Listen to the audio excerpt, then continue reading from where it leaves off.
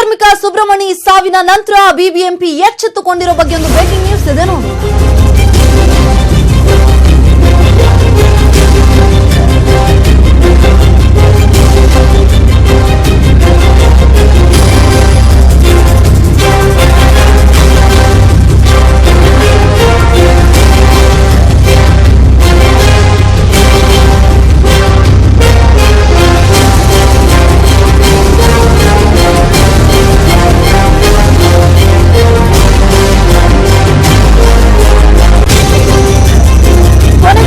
ಕಾರ್ಮಿಕ ಸುಬ್ರಮಣಿ ಸಾವಿನ ಮೇಲಾದರೂ ಬಿಬಿಎಂಪಿ ಸದ್ಯಕ್ಕೆ ಎಚ್ಚೆತ್ತುಕೊಂಡಿದೆ. ಪೌರ ಕಾರ್ಮಿಕರ ವೇತನವನ್ನ ಬಿಬಿಎಂಪಿ ಬಿಡುಗಡೆಗೊಳಿಸಿದೆ. ವೇತನ ಬಿಡುಗಡೆಗೊಳಿಸಿ ಬಿಬಿಎಂಪಿ ಆಯುಕ್ತ ಮಂಜುನಾಥ್ ಪ್ರಸಾದ್ ಈಗಾಗಲೇ ಆದೇಶವನ್ನ ಹೊರಡಿಸಿದ್ದಾರೆ. ಒಟ್ಟು 27 ಕೋಟಿ 1 ಲಕ್ಷ ರೂಪಾಯಿ ವೇತನವನ್ನ ಬಿಬಿಎಂಪಿ ಸದ್ಯಕ್ಕೆ ಬಿಡುಗಡೆಗೊಳಿಸಿದೆ. ಜನವರಿ ತಿಂಗಳಿನಿಂದ ಪೌರ ಕಾರ್ಮಿಕರ ವೇತನವನ್ನ ಬಿಬಿಎಂಪಿ ತಡೆ ಹಿಡಿದಿತ್ತು. 6 ತಿಂಗಳಿಂದ ಸಂಬಳ ಇಲ್ಲದೆ ಪೌರ ಕಾರ್ಮಿಕರು ಸಾಕಷ್ಟು ರೀತಿಯಲ್ಲಿ ಪರದಾಡ್ತಾ ಇದ್ರು. ಹಾಗಾಗಿ ಇವತ್ತು ಒಬ್ಬರು ಸಾವನ್ನು ಕೂಡ ಅಪ್ಪಿದ್ದಾರೆ. ಸುಬ್ರಮಣಿ ಸಾವಿನ ನಂತರ ಇದೀಗ ಬಿಬಿಎಂಪಿ ಎಚ್ಚೆತ್ತುಕೊಂಡಿದೆ. ಸುಬ್ರಮಣಿ ಆತ್ಮಹತ್ಯೆಗೆ ಪೌರ ಕಾರ್ಮಿಕನಾಗಿದ್ರು ಕೂಡ ಈತನಿಗೆ 7 ತಿಂಗಳಿನಿಂದ ವೇತನವನ್ನ ನೀಡಿರಲಿಲ್ಲ. ಹಾಗಾಗಿ ಮನೆ ಬಾಡಿಗೆ ಕೂಡ ಕಟ್ಟಲಾಗ್ತಾ ಇರಲಿಲ್ಲ. ಅಷ್ಟೇ ಅಲ್ಲ, ಮಕ್ಕಳ ವಿದ್ಯಾಭ್ಯಾಸಕ್ಕೂ ಕೂಡ ಖರ್ಚನ್ನ ನೋಡ್ಕೊಳ್ಳಲಾಗ್ತಾ ಇರಲಿಲ್ಲ. ಇದರಿಂದಾಗಿ ನೊಂದಂತಹ ಸುಬ್ರಮಣಿ ಇವತ್ತು ಆತ್ಮಹತ್ಯೆಗೆ ಶರಣಾಗಿದ್ರು. ಕೊನೆಗೂ ಕೂಡ ಸುಬ್ರಮಣಿ ಸಾವಿನ ನಂತರ ಬಿಬಿಎಂಪಿ ಎಚ್ಚೆತ್ತುಕೊಂಡಿದೆ. ಪೌರ ಕಾರ್ಮಿಕರ ಪ್ರತಿಭಟನೆಗೂ ಕೂಡ ಮಣಿದಿದೆ. ಪೌರ ಕಾರ್ಮಿಕರ ಒಟ್ಟು 27 ಕೋಟಿ 1 ಲಕ್ಷ ರೂಪಾಯಿ ವೇತನವನ್ನ ಸದ್ಯಕ್ಕೆ ಬಿಬಿಎಂಪಿ ಬಿಡುಗಡೆಗೊಳಿಸಿದೆ. ವೇತನ ಬಿಡುಗಡೆಗೊಳಿಸಿ ಬಿಬಿಎಂಪಿ ಆಯುಕ್ತ ಮಂಜುನಾಥ್ ಪ್ರಸಾದ್ ಈಗಾಗಲೇ ಆದೇಶವನ್ನ ಹೊರಡಿಸಿದ್ದಾರೆ. ಜನವರಿ ತಿಂಗಳಿನಿಂದ ಪೌರ ಕಾರ್ಮಿಕರ ವೇತನವನ್ನ ಬಿಬಿಎಂಪಿ ತಡೆದಿತ್ತು ಅಂತ ಹೇಳಿದ್ರೆ ಸರಿಸುಮಾರು 6 ತಿಂಗಳಿಂದ ಪೌರ ಕಾರ್ಮಿಕರಿಗೆ ಸಂಬಳನೇ ಕೊಟ್ಟಿರಲಿಲ್ಲ. ಹಾಗಾಗಿ ಸಹಜವಾಗಿ ಎಲ್ಲರೂ ಕೂಡ ಕಷ್ಟವನ್ನ ಪಟ್ಟಿದ್ದಾರೆ. ಇದರಿಂದಾಗಿ ಸಾಕಷ್ಟು ಸಮಸ್ಯೆಯನ್ನ ಎದುರಿಸಿದಂತಹ ಪೌರ ಕಾರ್ಮಿಕ ಸುಬ್ರಮಣಿ ಆತ್ಮಹತ್ಯೆಗೂ ಕೂಡ ಶರಣಾಗಿದ್ರು. ಬಿಬಿಎಂಪಿ ವೇತನ ನೀಡದೇ ಇರೋದೇ ಅಂತ ಹೇಳಿದ್ರೆ ಈ ರೀತಿಯಾಗಿ ನಮಗೆ ಪೌರ ಕಾರ್ಮಿಕರಿಗೆ ವೇತನ ನೀಡದೇ ಇರೋದೇ ಸುಬ್ರಮಣಿ ಆತ್ಮಹತ್ಯೆಗೆ ಕಾರಣ ಅಂತ ಹೇಳಿ ಸಾಕಷ್ಟು ಪ್ರತಿಭಟನೆಗಳು ಕೂಡ ನಡೆದಿದ್ದಾವೆ. ಹಾಗಾಗಿ ಕೊನೆಗೂ ಎಲ್ಲ ಪ್ರತಿಭಟನೆಗಳಿಗೆ ಅಷ್ಟೇ ಅಲ್ಲ, ಸುಬ್ರಮಣಿ ಸಾವಿನ ನಂತರದಲ್ಲಿ ಬಿಬಿಎಂಪಿ ಎಚ್ಚೆತ್ತುಕೊಂಡಿದೆ. ಪೌರ ಕಾರ್ಮಿಕರ ವೇತನವನ್ನ ಬಿಬಿಎಂಪಿ ಈಗ ಬಿಡುಗಡೆಗೊಳಿಸಿದೆ. ಭಾರತೀಯ ಜನತಾ ಪಕ್ಷಕ್ಕೆ 100 ಸ್ಥಾನವನ್ನು ಕೊಟ್ಟು ಕಾರಣವನ್ನ ಪಕ್ಷಕ್ಕೆ ಸೇರಿಸುವಂತ ಒಂದು ಪ್ರಯತ್ನವನ್ನು ಕೂಡ ಮಾಡ್ತಾರೆ. ಪೌರ ಕಾರ್ಮಿಕರಿಗೆ 7 ತಿಂಗಳಿಂದ ಇವರು ಸಂಬಳ ಕೊಟ್ಟಿಲ್ಲ. ಇವತ್ತು ಕಾಂಗ್ರೆಸ್ ಸರ್ಕಾರ ಕಳೆದ 5 ವರ್ಷಗಳಲ್ಲಿ ಏನು ಆಡಳಿತ ಮಾಡಿತ್ತು, ಅವರಿಗೆ ಸರಿಯಾಗಿ ಬೆಳೆ ಸಾಲ ನೀಡದೆ ಕೊಟ್ಟ ಸಾಲವನ್ನ ಬಡ್ಡಿ ಸಮೇತ ವಸೂಲು ಮಾಡಿ ಅವರಿಗೆ ಬೆಳೆ ತುಳಿವೆ ಇವತ್ತು ಈ ಪ್ರತಿಭಟನೆಯ ನೇತೃತ್ವ. ಈ ಬಗ್ಗೆ ಮತ್ತಷ್ಟು ಮಾಹಿತಿಯನ್ನ ಕೊಡ್ತಾರೆ ನಮ್ಮ ಪ್ರತಿನಿಧಿ ಶ್ಯಾಮ್, ದೂರವಾಣಿ ಸಂಪರ್ಕದಲ್ಲಿದ್ದಾರೆ. ಶ್ಯಾಮ್, ವೇತನ ಬಿಡುಗಡೆಗೊಳಿಸೋದಕ್ಕೆ ಬಿಬಿಎಂಪಿಗೆ ಹಾಗಾದ್ರೆ ಒಂದು ಜೀವ ಬಲಿಯನ್ನ ಪಡಿಬೇಕಾಯ್ತಾ? ಬಲಿ ಆದ್ಮೇಲೆನೆ ಈಗ ಎಚ್ಚೆತ್ತುಕೊಳ್ತಾ ಬಿಬಿಎಂಪಿ ಅಂತ ಹೇಳಿ? ಖಂಡಿತವಾಗ್ಲೂ ಇದೊಂದು ನಿಜಕ್ಕೂ ದುರ್ದೈವ ಸಂಗತಿ ಅಂತಾನೆ ಹೇಳ್ಬೋದು. ಸೊ ಏನು ಬಿಬಿಎಂಪಿಯಲ್ಲಿ ಇದ್ದಂತಹ ಗೊಂದಲದಿಂದಾಗಿ ಒಂದು ಜೀವ ಬಲಿಯಾಗಬೇಕಾಗಿರೋದು ನಿಜಕ್ಕೊಂದು ದುರಂತನೇ ಸರಿ. ಯಾಕಂದ್ರೆ ಜನವರಿಯಿಂದ ಬಿಬಿಎಂಪಿಯ ಒಂದು ವ್ಯಾಪ್ತಿಯಲ್ಲಿರುವಂತಹ ಸುಮಾರು 16,500 ಪೌರ ಕಾರ್ಮಿಕರು ಬಯೋಮೆಟ್ರಿಕ್ ವ್ಯಾಪ್ತಿಗೆ ಬಂದಿದ್ರು.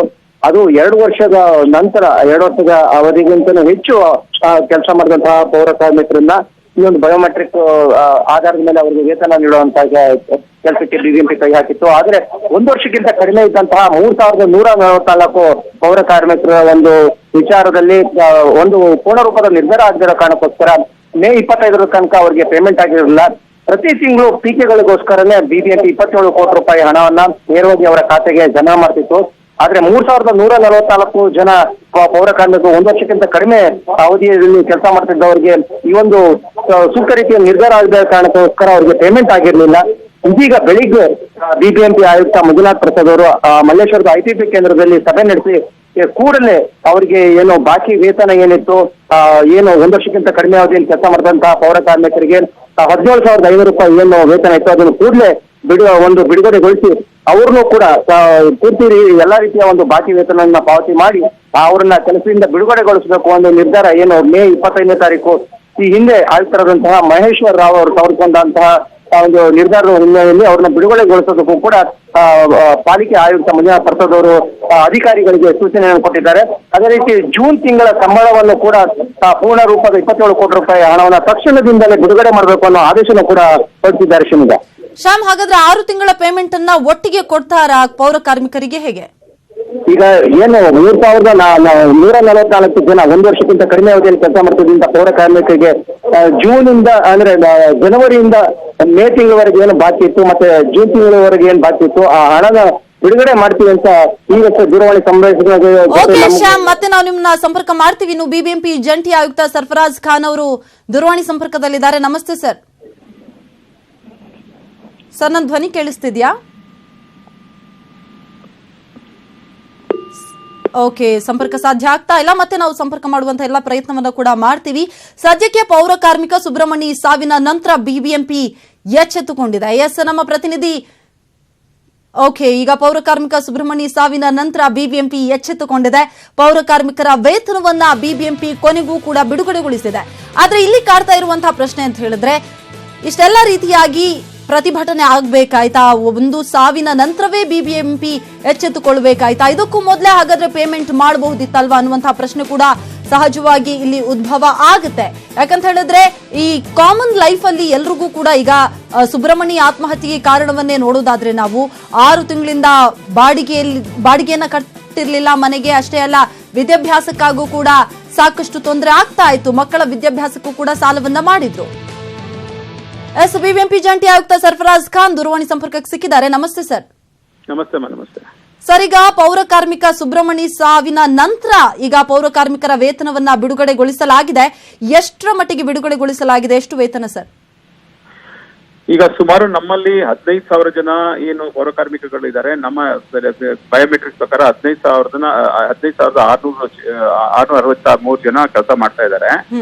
ಇದ್ರ ಪೈಕಿ ನಾವು ಸುಮಾರು 13,000ದಿಂದ ಒಂದೊಂದು ತಿಂಗಳಲ್ಲಿ 13,000 ಜನ ಮತ್ತೆ ಒಂದು ತಿಂಗಳು 14,000 ಜನ ಅವ್ರು ಎಷ್ಟು ಕೆಲಸ ಮಾಡಿದ್ದಾರೆ ಅದ್ರ ಮೇಲೆ ಬಯೋಮೆಟ್ರಿಕ್ಸ್ ಮೇಲೆ ಸಂಬಳಗಳು ಬಿಡುಗಡೆ ಮಾಡ್ತಾ ಇದೀವಿ ನಾವು. ಸೊ ಅದ್ರ ಪ್ರಕಾರ ಎಲ್ಲರಿಗೂ ಸಂಬಳ ಕೊಟ್ಟಿದೀವಿ. ಈಗ ಪ್ರಶ್ನೆ ಬಂದಿರೋದು ಎಲ್ಲಿ ಅಂತ ಹೇಳಿದ್ರೆ ಯಾರಿಗೆ ಬಿಡುಗಡೆ ಮಾಡಿಲ್ಲ ಅಂತ ಹೇಳ್ಬಿಟ್ಟು. ಅದೇನಾಗಿದೆ, ಪೌರ ಕಾರ್ಮಿಕಗಳಲ್ಲಿ ಎರಡು ಕ್ಯಾಟಗರಿ. ಒಂದು ವರ್ಷದ ಕೆಳಗಡೆ ಯಾರು ಕೆಲಸ ಮಾಡಿದ್ದಾರೆ, ಯಾರ್ಯಾರು ಕೆಲಸ ಮಾಡಿದ್ದಾರೆ ಅದರಲ್ಲಿ ಇದು ನೆನೆ ನಡೆದಿರೋ ಪ್ರಕರಣ. ಆ ಸಂಬಂಧ ನಮ್ಮ ಪೌರ ಕಾರ್ಮಿಕರಿಂದ ಹೆಚ್ಚಾಗಿ ಕೆಲವೊಂದು ಜನ ಬಂದು ಅಲ್ಲಿ ಕೆಲಸ ಮಾಡ್ತಾ ಇದ್ರು ಅಲ್ಲಿ 3 ತಿಂಗಳಿಂದ 4 ತಿಂಗಳಿಂದ. ಸೊ ಅದು ಸಹ ಅದು ಹೆಚ್ಚುವರಿ ಜನ. ಅವ್ರಿಗೆ ಯಾವುದೇ ತರ ನಾವು ಬಿಬಿಎಂಪಿ ತಗೊಂಡಿರೋದಲ್ಲ, ಅದು ಬಯೋಮೆಟ್ರಿಕ್ಸ್ ಅದು ಯಾವ ರೀತಿ ಬಯೋಮೆಟ್ರಿಕ್ಸ್ ತಗೊಂಡಿದ್ದು ಅದು ಎನ್ಕ್ವೈರಿ ಮಾಡಿಸ್ತಾ ಇದೀವಿ ನಾವು. ಯಾವ ರೀತಿ ಬಯೋಮೆಟ್ರಿಕ್ಸ್ ಅವ್ರು ತಗೊಂಡಿದ್ದಾರೆ ಅಂತ ಹೇಳ್ಬಿಟ್ಟು. ನಿನ್ನೆ ಸಾವಾಗಿರೋದವರು ಅವರು MC ಗ್ಯಾಂಗ್ ಮ್ಯಾನ್, MC ಅಲ್ಲಿ ಅಂದ್ರೆ ಮಸ್ಕಿಟೋ ಕಂಟ್ರೋಲ್ ಅಲ್ಲಿ ಕೆಲಸ ಮಾಡ್ತಾ ಇದ್ದವರು. ಅವರು 4 ತಿಂಗಳು 5 ತಿಂಗಳ ಹಿಂದೆ ಬಂದು ಬಿಬಿಎಂಪಿಲಿ ಸೇರ್ಪಡೆ ಆಗಿದ್ದಾರೆ. ಏನು ಕೆಲಸ ಪರ್ಮನೆಂಟ್ ಆಗತ್ತೆ ಅಂತ ಆ ಉದ್ದೇಶದೇನೋ ಇಲ್ಲಿ ಸೇರ್ಪಡೆ ಆಗಿದ್ದಾರೆ. ಅದೇನಾಗಿದೆ, ನಮ್ಮಲ್ಲಿ ರೆಕಾರ್ಡ್ಸ್ ಆಗಿದ್ದಾಗ ಮನೆ ಆಯುಕ್ತರಿಂದ ತೀರ್ಮಾನ ತಗೊಂಡು ಎಲ್ಲರೂ ಯಾರ್ಯಾರು ಕೆಲಸ ಮಾಡಿದ್ದಾರೆ, ಅಡಿಷನಲ್ ಯಾರು ಸ್ಟಾಫ್ ಇದ್ದಾರೆ ಅವ್ರಗಳಿಗೆ ಸಂಬಳ ಬಿಡುಗಡೆ ಮಾಡಿ ಅವ್ರಿಗೆ ರಿಲೀವ್ ಮಾಡಿ ಅಂತ ಹೇಳಿದ್ವಿ. ಈಗ ಸದ್ಯಕ್ಕೆ ಏನಾಗಿದೆ ಅಂದ್ರೆ ಕೆಲವೊಂದ್ ಕಡೆ ರೆಕಾರ್ಡ್ಸ್ ಸರಿಯಾಗಿ ಆಗ್ತಾ ಇಲ್ಲ. ಈಗ ಯಾರು ಅಡಿಷನಲ್ ಅಂತ ಹೇಳ್ತಾರೆ ಅವ್ರು ಆಟೋ ಟಿಪ್ಪರ್ಸ್ ಅಲ್ಲೂ ಕೆಲಸ ಮಾಡ್ತಾರೆ, ಅಲ್ಲೂ ಸಂಬಳ ಕಾಂಟ್ರಾಕ್ಟ್ ಮುಖಾಂತರ ಬಿಡುಗಡೆ ಆಗ್ತಾ ಇದೆ. ಮತ್ತೆ ಇಲ್ಲೂ ಅದಕ್ಕೋಸ್ಕರ ಅಧಿಕಾರಿಗಳದ್ದು ವೆರಿಫಿಕೇಶನ್ ಮಾಡಿಸ್ಬಿಟ್ಟು ಪೇಮೆಂಟ್ ಮಾಡ್ಬೇಕಂತ ಹೇಳಿದ್ದೇವೆ. ಸದ್ಯದಲ್ಲಿ ಇವತ್ತು ನಾಳೆದಲ್ಲಿ ಎಲ್ಲಾ ಜನರಿಗೆ ಯಾರ್ಯಾರು ಇದ್ರು ಅಡಿಷನಲ್ ಇದ್ರು ಅವ್ರಿಗೆ ಪೇಮೆಂಟ್ ಮಾಡಿ ಹೆಚ್ಚುವರಿಯವರಿಗೆ ಬಿಡುಗಡೆ ಮಾಡ್ಬೇಕು ಅಂತ ತೀರ್ಮಾನಗಳಾಗಿದೆ. ಈಗ ಸರ್, ಪೌರ ಕಾರ್ಮಿಕರಂದ್ರೆ ಎಲ್ರಿಗೂ ಕೂಡ ಗೊತ್ತು, ಯಾರೂ ಕೂಡ ಶ್ರೀಮಂತರಾಗಿರೋದಿಲ್ಲ ಒಂದು, ಮತ್ತೆ ಎಲ್ಲರೂ ಕೂಡ ತಿಂಗಳ ಸಂಬಳವನ್ನೇ ನಂಬಿಕೊಂಡು ಸಾಕಷ್ಟು ಕಮಿಟ್ಮೆಂಟ್ ಅನ್ನ ಮಾಡಿರ್ತಾರೆ. ಹಾಗಾಗಿ 6 ತಿಂಗಳ ಸ್ಯಾಲರಿ ಸಿಕ್ಕಿಲ್ಲ ಅಂದ್ರೆ ಅವರ ಜೀವನ ಹೇಗೆ, ಯಾಕೆ ಇಷ್ಟು ಡಿಲೇ ಆಯ್ತು ಅಂತ ಹೇಳಿ? ಇಲ್ಲ, 6 ತಿಂಗಳದ್ದು ಸಂಬಳ ಆಗಿರೋದಂತ ಇದೆಲ್ಲ ಸತ್ಯ ಅಲ್ಲ ಅದು. ಯಾಕಂದ್ರೆ ಅಧಿಕೃತವಾದಂತ ಯಾರು ಪೌರ ಕಾರ್ಮಿಕ ನಮ್ಮಲ್ಲಿ ಕೆಲಸ ಮಾಡ್ತಾ ಇದ್ದಾರೆ ಎಲ್ಲರಿಗೂ ಸಂಬಳಗಳು ಕೊಟ್ಟಾಗಿದೆ. ಮೇವರೆಗೂ ಸಂಬಳ ಕೊಟ್ಟಿದೀವಿ ನಾವು. ಈಗ ಜೂನ್ ತಿಂಗಳದು ಇನ್ನೊಂದು 2-3 ದಿವಸದಲ್ಲಿ ಅವ್ರ ಸಂಬಳನು ಕೊಡ್ತಾ ಇದೀವಿ. ಇದೊಂದು ಏನಾಗಿದೆ, ಇದು ಈಗ ಏನ್ 6 ತಿಂಗಳು 7 ತಿಂಗಳು ಅಂತ ಯಾರು ಹೇಳ್ತಾ ಇದ್ದಾರೆ ಇವು ಅಡಿಷನಲ್ ಪೌರ ಕಾರ್ಮಿಕ ಅಂತ. ಹಿಂದೆ ಏನಾಗಿದೆ, ಯೂನಿಯನ್ ಅವ್ರದ್ದು ಏನಿತ್ತು ಬೇಡಿಕೆ ಇತ್ತು ಅಂತ ಅಡಿಷನಲ್ ಯಾರು ಇದ್ದಾರೆ ಸೇರಿಸಬಾರ್ದು. ಯಾಕಂದ್ರೆ ಒರಿಜಿನಲ್ ಪೌರ ಕಾರ್ಮಿಕರಿಗೆ ಇದರಿಂದ ತೊಂದರೆ ಆಗ್ತಾ ಇದೆ, ಅವ್ರು ಯಾರೋ ಹೊರಗಡೆಯಿಂದ ಬಂದು ಇಲ್ಲಿ ಸೇರ್ಕೊಂಡಿದ್ದಾರೆ ಅಂತ ಹೇಳ್ಬಿಟ್ಟು ಇದು ಅವ್ರದ್ದು ದೂರ ಇರೋ ಇದ್ದಲ್ಲಿ ನಾವು ವೆರಿಫಿಕೇಶನ್ ಮಾಡಿ ಇದೆಲ್ಲ ಮಾಡ್ತಾ ಇದೀವಿ. ಯಾಕಂತ ಹೇಳಿದ್ರೆ ಬೆಂಗಳೂರು ನಗರದಲ್ಲಿ ಇದು ಬಯೋಮೆಟ್ರಿಕ್ಸ್ ಅನ್ನೋದು ನಮ್ಮ ದೇಶದಲ್ಲೇ ಮೊದಲನೇ ಬಾರಿಗೆ ಇಷ್ಟು ಪ್ರಮಾಣದಲ್ಲಿ ಮಾಡಿರೋದು. ಇದರಲ್ಲಿ ಅಡಿಷನಲ್ ಯಾರ್ಯಾರು ಇದ್ದಾರೆ, ಯಾರ್ಯಾರು ಹೋಸ್ಟ್ ವರ್ಕರ್ಸ್ ಅಂತ ಏನ್ ಹೇಳ್ತಾರೆ, ಕೆಲವೊಂದು ಜನ ಬಂದು ಬರೀ ಬಯೋಮೆಟ್ರಿಕ್ಸ್ ಹಾಕಿ ಒಂದು ಅಂತದ್ದು ದೂರುಗಳನ್ನು ಕೆಲವೊಂದ್ ಕಡೆ ಇದೆ, ಅಲ್ಲಿ ಹೋಗಿ ಫೀಲ್ಡ್ ಅಲ್ಲಿ ಹೋಗಿದೆ, ಫೀಲ್ಡ್ ಅಲ್ಲಿ ಇರಲ್ಲ ಅಂತ ಜನ. ಇದರಲ್ಲಿ ಅಧಿಕಾರಿಗಳು ವೆರಿಫಿಕೇಶನ್ ಮಾಡಿ ಈ ತೊಂದರೆ ಆಗಿರೋದು ಅಡಿಷನಲ್ ಜನ ಮಾತ್ರ. ಯಾರು ಸಂಬಳ ಕೆಲಸ ಮಾಡ್ತಾ ಇದ್ರು ಅವ್ರಿಗೆ ಫಸ್ಟ್ 2 ತಿಂಗಳು ಸ್ವಲ್ಪ ಡಿಲೇ ಆಗಿತ್ತು, ಯಾಕಂದ್ರೆ ಅವ್ರು ESI PF ಡಾಕ್ಯುಮೆಂಟ್ಸ್ ಮಾಡ್ಬೇಕಾಯ್ತು. ತದನಂತರ ಎಲ್ಲರೂ ಸಂಬಳಗಳ ಕೊಟ್ಟಾಗಿದೆ. ಇದೇ ಒಂದು ಪ್ರಕರಣದಲ್ಲಿ ಯಾರು ಅಡಿಷನಲ್ ಪೌರ ಕಾರ್ಮಿಕ ಅವ್ರ ಸಂಬಂಧ ಇದಾಗಿದೆ. ಬಟ್ ಅದಕ್ಕೂ ಸಹ ನಾವು ಈಗ ಸರ್ಕಾರ ಒಂದು ತೀರ್ಮಾನ ತಗೊಂಡಿದ್ದೆ, ಅವ್ರ ಸಂಬಳಗಳು ಕೊಟ್ಬಿಟ್ಟು ಎಷ್ಟು ದಿವಸ ಕೆಲಸ ಮಾಡ್ತಾರೆ ಅವ್ರು ಕೊಟ್ಬಿಟ್ಟು ಅವ್ರಿಗೆ ಬಿಡುಗಡೆ ಮಾಡ್ಬೇಕಂತ ಮಾಡಿದೀವಿ, ಅದು ಮಾಡ್ತಾ ಇದೀವಿ ನಾವು. ಸರ್, ಈಗ ಜನಸಾಮಾನ್ಯರ ಪ್ರಶ್ನೆ ಇರೋದು ಬಿಬಿಎಂಪಿ ವೇತನ ಬಿಡುಗಡೆ ಮಾಡಬೇಕಾದ್ರೆ ಒಂದು ಜೀವ ಬಲಿ ಪಡಿಬೇಕಾಯ್ತಾ ಅಂತ ಹೇಳಿ. ಇಲ್ಲ ಮೇಡಮ್, ಸ್ವಲ್ಪ ಒಂದು ಜೀವ ಬಲಿ ಪಡೆ ನಮ್ಗೆ ಇದು ಸಂಬಂಧನೇ ಇರಲಿಲ್ಲ. ಯಾಕಂತ ಹೇಳಿದ್ರೆ ನಾವು ಸಂಬಳಗಳು ಕೊಡ್ಲಿಕ್ಕೆ ಈಗಾಗಲೇ ನಾವು ತೀರ್ಮಾನಗಳು ಆಲ್ರೆಡಿ ಕೊಟ್ಬಿಟ್ಟು ಮಾನ್ಯ ಆಯುಕ್ತರು ಆದೇಶ ಮಾಡಿ ಆಲ್ಮೋಸ್ಟ್ 1.5 ತಿಂಗಳ ಮೇಲೆ ಆಗಿದೆ. ವೆರಿಫಿಕೇಶನ್ ಏನಾಗಿದೆ ಅಂತ ಹೇಳಿದ್ರೆ, ಈಗ ನನಗೆ ತಮ್ಗೆ ಹೇಳಿರ್ತಾರ 2,000-3,000 ಜನಕ್ಕೆ ವೆರಿಫಿಕೇಶನ್ ಮಾಡಿ ಒಂದೇ ಕಡೆ ಒಬ್ಬರೇ 2 ಕಡೆ 3 ಕಡೆ ಸಂಬಳ ಪಟ್ರೆ ಅದು ತಪ್ಪಾಗತ್ತೆ. ಆ ವೆರಿಫಿಕೇಶನ್ ಅಲ್ಲಿ ಸ್ವಲ್ಪ ಡಿಲೇ ಆಗಿದೆ. ಆ ಡಿಲೇ ಆಗಿದ್ದಕ್ಕೂ ಅದಕ್ಕೆ ಒಬ್ಬರಿಗೆ ಅದಕ್ಕೆ ಅಥವಾ AWಗೆ ಸಸ್ಪೆಂಡ್ ಅಂತೂ ಸಹ ಮಾಡಿದೀವಿ ನಾವು. ಅದಕ್ಕೆ ನಮ್ಗೆ ಅದು ತುಂಬಾ ವಿಷಾದಂತ ವಿಷಯ. ಯಾರು ಪ್ರಾಣ ಇದಕ್ಕೆ ಹೋಗ್ಬಾರ್ದಾಯ್ತು. ಇದು ತೊಂದರೆ ಆಗಿದೆ. ಅದಕ್ಕೆ ನಾವು ತುಂಬಾ ನಮ್ಗೆ ವಿಷಾದನೆ ಆಗಿದೆ ಅದು. ಬಟ್ ಸಮಸ್ಯೆ ಏನು ಅಂತ ಹೇಳಿದ್ರೆ, ಬಟ್ ಆದ್ರೂ ಸಹ ಏನಾಗಿದೆ, ಒಂದು ಸಿಸ್ಟಮ್ ಸೆಕ್ರೇಟ್ ಮಾಡುವಾಗ ಅಂತ ಹೇಳಿದಾಗ ಒಂದೇ ಕಡೆ 2-3 ಜನಕ್ಕೆ ಸಂಬಳ ಒಂದೇ ಕೆಲಸಕ್ಕೆ 3 ಕಡೆ ಕೆಲಸ ಮಾಡಿ ಸಂಬಳ ತಗೊಳ್ಳೋದಂಥದ್ದು ಅದು ಸರಿ ಇರಲ್ಲ. ಇದೆಲ್ಲ ವೆರಿಫಿಕೇಶನ್ ನಾವು ಮಾಡ್ತಾ ಇದೀವಿ. ಮಾಡ್ಬಿಟ್ಟು ಖಂಡಿತವಾಗ್ಲಿ ಯಾರಿಗೂ ಇನ್ ಮುಂದೆ ಯಾರಿಗೂ ತೊಂದರೆ ಆಗಲ್ಲ. Okay, thank you sir, news 18 ಜೊತೆ ಮಾತನಾಡಿದ್ದಕ್ಕಾಗಿ. ನ್ಯೂಸ್ 4ಗೆ ಮತ್ತೆ ಸ್ವಾಗತ. ವಿಧಾನಸಭೆಯಲ್ಲಿ ವಿಧಾನಸೌಧದ 3ನೇ ಮಹಡಿಯದ್ದೇ ಚರ್ಚೆ. ನನಗೂ ವಿಧಾನಸೌಧದ 3ನೇ ಮಹಡಿಯಲ್ಲಿ ಕೊಠಡಿ ಕೊಡಿ. ವಿಧಾನಸಭೆ ಕಲಾಪದಲ್ಲಿ ಜಗದೀಶ್ ಶೆಟ್ಟರ್ ಈ ರೀತಿಯಾಗಿ ಒತ್ತಾಯವನ್ನ ಮಾಡಿದ್ದಾರೆ. ಸಿದ್ದರಾಮಯ್ಯ ಅವರಿಗೆ ವಿಧಾನಸೌಧದ 3ನೇ ಮಹಡಿಯಲ್ಲಿ ಕೊಠಡಿ ಕೊಡ್ತಾರಂತೆ. ಕ್ಯಾಬಿನೆಟ್ ದರ್ಜೆ ಸ್ಥಾನಮಾನವನ್ನ ನೀಡಿ ಕೊಠಡಿಯನ್ನ ಕೊಡ್ತಾರಂತೆ. ಹೀಗೆ ಕೊಡೋದಕ್ಕೆ ಅವಕಾಶ ಇದೆಯಾ ಅನ್ನೋದನ್ನ ಸ್ಪಷ್ಟಪಡಿಸಿ ಅಂತ ವಿಧಾನಸಭಾ ಕಲಾಪದಲ್ಲಿ ಜಗದೀಶ್ ಶೆಟ್ಟರ್ ಪ್ರಶ್ನಿಸಿದ್ದಾರೆ. ಇವತ್ತು ಸಮನ್ವಯ ಸಮಿತಿಯ ಅಧ್ಯಕ್ಷರು, ನನಗೆ ಸಿದ್ದರಾಮಯ್ಯನವರು ವೈಯಕ್ತಿಕವಾದ ಪ್ರಶ್ನೆ ಇಲ್ಲಿ ಬರುವುದಿಲ್ಲ. ಸಮನ್ವಯ ಸಮಿತಿ ಅಧ್ಯಕ್ಷರು ಅದಕ್ಕೊಂದು ಸರ್ಕಾರದ ಒಂದು ಮಾನ್ಯತೆ ಇರದೇ ಇದ್ರೆ, ಅದಕ್ಕೊಂದು ಅಧಿಕೃತವಾದಂಥ ನೋಟಿಫಿಕೇಶನ್ ಹೊರಡಿಸದೇ ಇದ್ರೆ, ಮತ್ತು ಅವ್ರಿಗೇನು ಕ್ಯಾಬಿನೆಟ್ ರ್ಯಾಂಕು ಕೊಟ್ಟಿಲ್ಲ ಇಲ್ಲಿವರೆಗೆ. ಪತ್ರಿಕೆಯಲ್ಲಿ ಬಂದಿದ್ದು ಕ್ಯಾಬಿನೆಟ್ ರ್ಯಾಂಕ್ ಕೊಡ್ತಾ ಅದು ಏನೂ ಇಲ್ಲ. ಇಷ್ಟಾದ್ಮೇಲೆ ಅವರಿಗೊಂದು ವಿಧಾನಸೌಧದಲ್ಲಿ ಕೊಠಡಿ ಕೊಡುವಂಥದ್ದು ಬರ್ತದೋ ಇಲ್ಲ ಅನ್ನುವಂಥದ್ದು ಸರ್ಕಾರ ಸ್ಪಷ್ಟವಾಗಿ ಹೇಳಬೇಕಾಗ್ತದೆ. ಹಾಗಾದ್ರೆ ಎಲ್ಲರಿಗೊಂದು ಕೊಡಿ, ಎಲ್ಲರಿಗೊಂದು ಕೊಡಿ. ಮಾಜಿ ಮುಖ್ಯಮಂತ್ರಿಗಳು, ಮಾಜಿ ಮಂತ್ರಿಗಳಿಗೆ ಎಲ್ಲರಿಗೊಂದೊಂದು ಕೊಡಿ. ಯಾಕಂದ್ರೆ ನಮಗೂ ಚೇಂಬರ್ ಬೇಕು, ಜನರು ಬರ್ತಿರ್ತಾರೆ, ಸಾರ್ವಜನಿಕರು ಬರ್ತಿರ್ತಾರೆ, ಅವಾರ್ಡ್ ಕೇಳಬೇಕಾಗ್ತದೆ. ಹೀಗಾಗಿ ಅದಕ್ಕಾಗಿ ಉಪನಾಯಕರಿಗೂ ಒಂದು ಬೇಕು. ಅದಕ್ಕಾಗಿ ಇದು ಮತ್ತೆ ಈ ಸಮ್ಮಿಶ್ರ ಸರ್ಕಾರದ ಎಲ್ಲ ನಡೆಯುವಂಥದ್ದಾದ್ರೆ ಅದೊಂದು ಆಗಿಬಿಡ್ಲಿ, ಒಂದು ಜಾತ್ರೆ ಆಗಿಬಿಡ್ಲಿ. ಅದಕ್ಕೆ ಇದೊಂದು ಲೀಗಲ್ ಎಂಟಿಟಿ ಬೇಕಲ್ಲ, ಏನಾದರೂ ಒಂದು. ಆ ಲೀಗಲ್ ಎಂಟಿಟಿ ಇಲ್ಲದೇ ಏನು ಬೇಕಾದ್ರು ಇದ್ರಾಗ ಜಾತ್ರೆಯೊಳಗೆ ಯಾರು ತುರ್ಕೊಳ್ಳೋದು ಅಂತ ಈ ರೀತಿ ಒಂದು ಪರಿಸ್ಥಿತಿ ಆದರೆ ಇದು ಸಮ್ಮಿಶ್ರ ಸರ್ಕಾರ ಯಾವುದೇ ಕಡೆಗೆ ಹೊಂಟಿದೆ? ಈ ಸರ್ಕಾರದ ನೀತಿ ನಿಲುವೇನು? ಅದಕ್ಕಾಗಿ ಸರ್ಕಾರಿ ಪಾರ್ಲಿಮೆಂಟರಿ ಅಫೇರ್ಸ್ ಮಿನಿಸ್ಟರ್ ಇಲ್ಲೇ ಇದ್ದಾರೆ. ನಿಜವಾಗಿ ತಕ್ಷಣ ಎದ್ದು ನಿಂತು ಹೇಳಬೇಕಾಗಿತ್ತು, ಇಲ್ಲ ಸಿದ್ದರಾಮಯ್ಯರಿಗೆ ಈ ಕಾನೂನು ಸಲುವಾಗಿ ಕೊಟ್ಟಿದ್ದೇವೆ, ಸರ್ಕಾರ ಒಂದು ಆದೇಶ ಮಾಡಿದೆ, ಅವರೊಂದು ಕ್ಯಾಬಿನೆಟ್ ರ್ಯಾಂಕ್ ಕೊಟ್ಟಿದೆ, ಅದಕ್ಕಾಗಿ ಅವ್ರಿಗೆ ಪ್ರತ್ಯೇಕವಾದಂಥ ಕೊಠಡಿ ಕೊಟ್ಟಿದ್ದೇವೆ ಅಂತ ಹೇಳಬಹುದಾಗಿತ್ತು. ಹೇಳುವಂತ, ಯಾಕಂದ್ರೆ ಬಹುಶಃ ಅವ್ರಿಗೆ ನಾಲೆಜ್ ಗೊತ್ತಿಲ್ಲ ನನಗೆ, ಅವ್ರ ವಿದಿನ್ ಪರ್ವಿ ಒಳಗೆ ಐತೆ ಗೊತ್ತಿಲ್ಲ ನನಗೆ, ಸರ್ಕಾರ ನಿರ್ಣಯ ಆಗಿತ್ತು ಗೊತ್ತಿಲ್ಲ. ಅದಕ್ಕಾಗಿ ಇದು ಬಹಳ ಗಂಭೀರವಾದಂಥ ಪ್ರಶ್ನೆ, ಇದು ಲೀಗಲ್ ಎಂಟಿಟಿ ಪ್ರಶ್ನೆ. ಅದಕ್ಕಾಗಿ ಸರ್ಕಾರ ಇದನ್ನು ಗಂಭೀರವಾಗಿ ತೆಗೆದುಕೊಂಡು ತಕ್ಷಣ ಉತ್ತರ ಕೊಡಬೇಕು ಅನ್ನುವಂಥ ಒತ್ತಾಯವನ್ನು ಈ ಸಂದರ್ಭದಲ್ಲಿ ನಾನು ಮಾಡ್ತಾ ಇದ್ದೀನಿ ಸಭಾಧ್ಯಕ್ಷೆ. ಅಲ್ಲ, ತಮಗೇನಾದರೂ ಖಾತ್ರಿ ಆಗಿದೆಯಾ ಕೊಟ್ಟಿರ್ತಕ್ಕಂಥದ್ದು? ಹೇಳಿ ಸರ್. ತಮಗೇನಾದರೂ ಖಾತ್ರಿ ಆಗಿದೆಯಾ ಅಲ್ಲ, ನನ್ನ ಮಾಹಿತಿ ಪ್ರಕಾರ ಸರ್ಕಾರದಿಂದ ಯಾವುದೇ ಕೊಟ್ಟಿದ್ದಾರೆ ಎಲ್ಲ ಗುರ್ತಿದಲ್ಲಿ, ಯಾರು ದಿನ ಇಂತ ಮಾಡ್ತಿಲ್ಲ. ಬೋರ್ಡ್ ಹಾಕಿದ್ದಾರೆ ಅಲ್ಲಿ, ಆ ಚೇಂಬರ್ ಮುಂದೆ ದೊಡ್ಡ ಬೋರ್ಡ್ ಹಾಕಿದ್ದಾರೆ. ಮಂತ್ರಿಗಳು ಅಂತೇಳಿ ಕೊಟ್ಟಿದ್ದಾರೆ, ಮುಂದ್ಗಡೆ ಲೈನ್ ನಲ್ಲೇ ಕೊಟ್ಟಿದ್ದಾರೆ. ಮಂತ್ರಿಗಳ ಉತ್ತರ ಕೊಡ್ತಾರೆ. ಅವ್ರು ಚೇಂಬರ್ ಕೊಟ್ಟರು ನಿಜ. ಡಿಪಿಆರ್ ಇಲಾಖೆ ವ್ಯಾಪ್ತಿಗೆ ಬರ್ತದೆ. ಅದಕ್ಕೆ ಸಂಬಂಧಪಟ್ಟ ಹಾಗೆ ಮುಖ್ಯಮಂತ್ರಿಗಳೇ ಅವರ ಕೆಳಗನೆ ಬರ್ತದೆ. ಅವ್ರ ಕಡೆಯಿಂದ ಉತ್ತರ ಕೊಡ್ಸೋಣ. ಪರಿಸ್ಥಿತಿ ಎಲ್ಲಿ ಬರ್ತದೆ? ಒಂದು ಕೊಠಡಿ ಕೊಟ್ಟಿದ್ರು ಸಹಿತ ಮುಖ್ಯಮಂತ್ರಿ ಉತ್ತರ ಕೊಡುವಂತ ಪರಿಸ್ಥಿತಿ ಬಂತು. ಡಿಪಿಆರ್ ತಾನೆ, ಡಿಪಿಆರ್ ಯಾರ ಅಂಡರ್ ಮುಖ್ಯಮಂತ್ರಿ ಆಯ್ತು ಬಿಡಿ.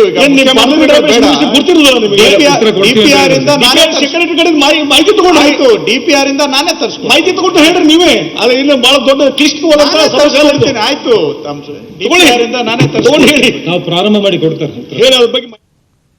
ಇನ್ನು ಪ್ರತಿಯೊಂದು ಕೆಲಸಕ್ಕೂ ದಲ್ಲಾಳಿಗಳು ಹುಟ್ಕೊಂಡಿದ್ದಾರೆ ಅಂತ ಹೇಳಿ ಸದನದಲ್ಲಿ ಎಚ್ ವಿಶ್ವನಾಥ್ ಹೇಳಿಕೆಯನ್ನ ಕೊಟ್ಟಿದ್ದಾರೆ. ಮಧ್ಯಾಹ್ನ ಎಂಎಸ್ ಬಿಲ್ಡಿಂಗ್ ಶಾಪಿಂಗ್ ಕಾಂಪ್ಲೆಕ್ಸ್ ಆಗಿರುತ್ತೆ.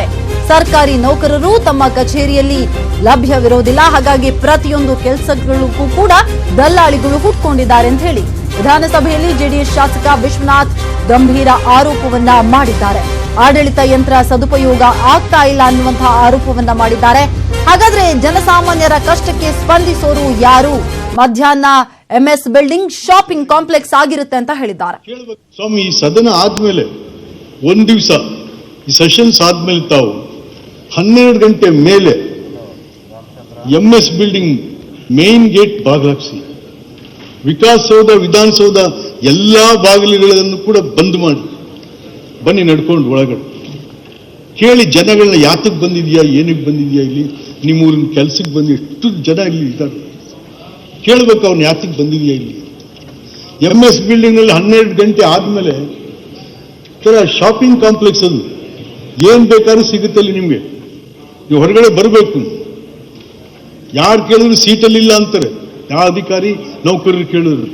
ಅಲ್ಲಿ ನಿಮ್ಗೆ ನೆಟ್ ಬನಿಂದ ಹಿಡಿದು, ಚಡ್ಡಿಯಿಂದ ಹಿಡಿದು, ಬಟ್ಟೆಯಿಂದ ಹಿಡಿದು, ತರಕಾರಿ ಹಣ್ಣುಗಳಿಂದ ಹಿಡಿದು ಅಲ್ಲಿ ಮಾರಾಟ ನಡೀತಾ ಇರ್ತದೆ.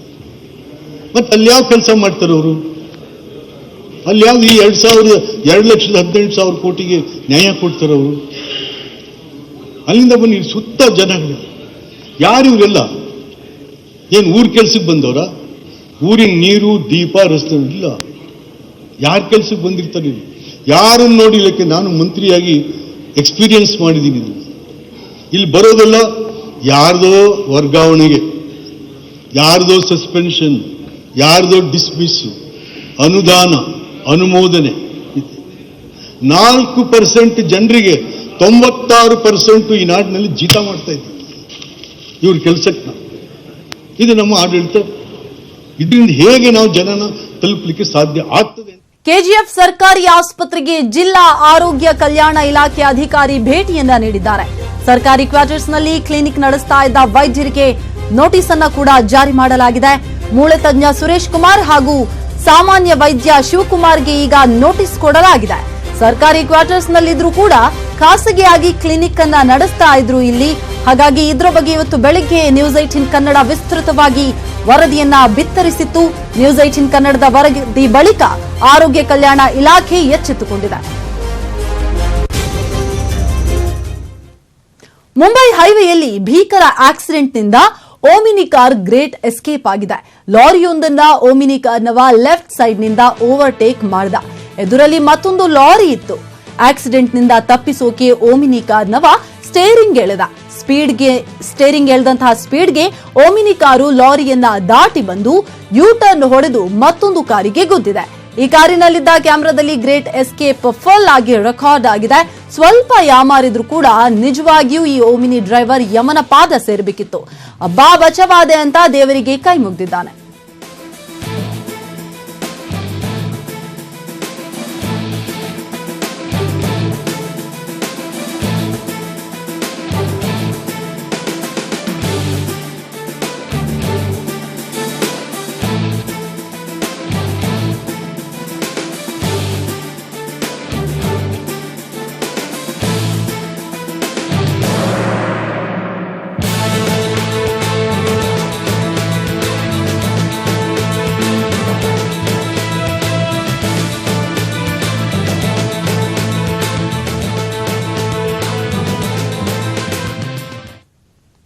ಇವೆಷ್ಟು ಈವರೆಗಿನ ಪ್ರಮುಖ ಸುದ್ದಿ. ಈಗ ವಕ್ರದೃಷ್ಟಿ ಪ್ರಸಾರವಾಗುತ್ತೆ.